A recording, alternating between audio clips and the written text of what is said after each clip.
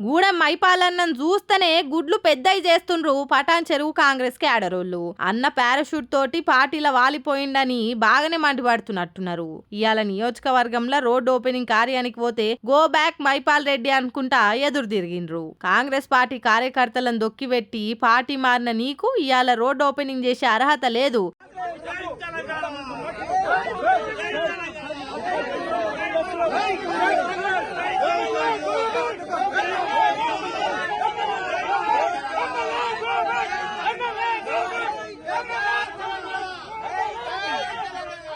Road opening మంత్రి దామోదర్ అనే చెయ్యాలే అని అడ్డం పడ్డరు. ఇక నన్నే అడ్డుకుంటారా?